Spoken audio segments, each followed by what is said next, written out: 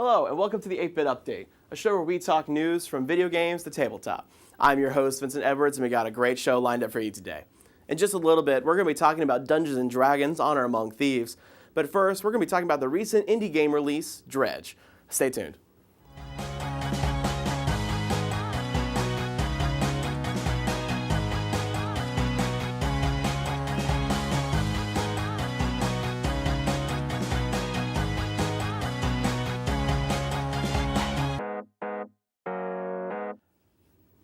Get your fishing gear and prepare to get your feet wet because we are diving into Dredge, an indie fishing game with horror elements that was released just a few weeks ago by Black Salt Games. This marks a big step for Black Salt Games as this is their first game title and it has quickly gained popularity. From critics, the game has earned high average reviews, usually falling somewhere around 8 out of 10. However, fans feel a little differently. Currently rated on Steam with a 10 out of 10, players are having mostly praise for this dark Lovecraftian fishing game. All of the complaints are mainly about the late game progression feeling repetitive, especially since a lot of the upgrades you can get throughout the game begin to trivialize most of the challenges. So, what is this game all about? Well, as I said before, Dredge is a fishing game. However, don't think it is like other fishing games out there. In Dredge, you don't just fish up the normal denizens of the deep. No, in this game there are darker and fouler things hiding beneath the surface, and your goal is to fish them up and make a profit. Sounds great, right? Well, not quite. As I said, the game has some heavy Lovecraftian themes to it, so it goes without saying that some of the things that you'll be bringing up from the sea possibly should have remained in the briny depths. Black Salt Games describes the game on their site as, quote, Dredge is a single-player fishing adventure with a sinister undercurrent. Sell your catch, upgrade your boat, and dredge the depths for long-buried secrets. Explore a mysterious archipelago and discover why some things are best left forgotten. Now, from what they say on their site, it definitely seems like the game has a powerful atmosphere to it. To help show that off, let us take a look at the launch trailer for Dredge now.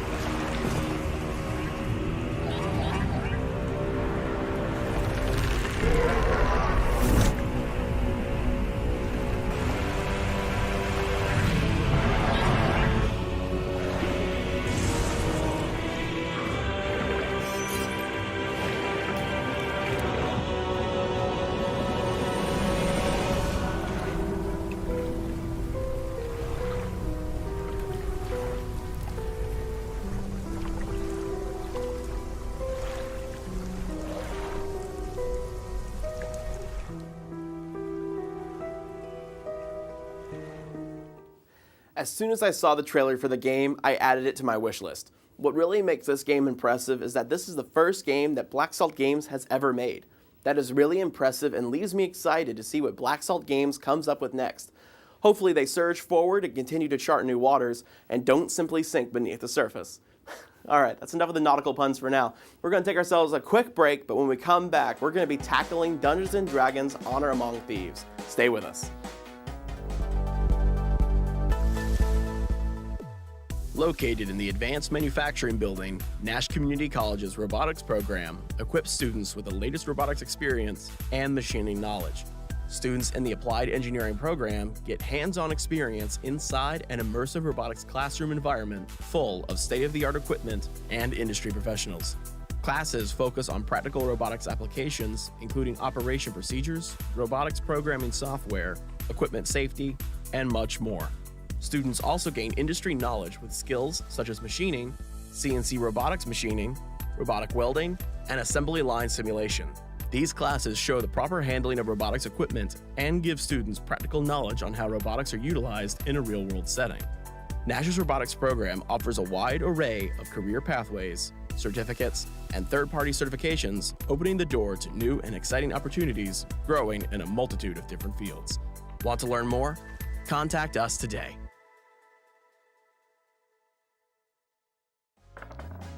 Yeah. Hello, welcome back. Thanks for staying with us. So we just finished talking about the recent indie game release of Dredge, but now we're going to be transitioning and talking about Dungeons & Dragons Honor Among Thieves. Alright, so Dungeons & Dragons is no stranger here on the 8-Bit Update. However, this time I won't be reporting on any sketchy things done by the makers of Dungeons & Dragons, Wizards of the Coast. No, this time I'll be talking about the new movie from Paramount, Dungeons & Dragons Honor Among Thieves. Now you might be wondering why I've waited so long to talk about this. Well, it's because I waited to do so until I had seen the movie for myself, which I did just recently. However, before I get into my thoughts on the film, what is the premise of the movie? As is described on the site for the movie, quote, "A charming thief and a band of unlikely adventurers undertake an epic heist to retrieve a lost relic, but things go dangerously awry when they run afoul of the wrong people.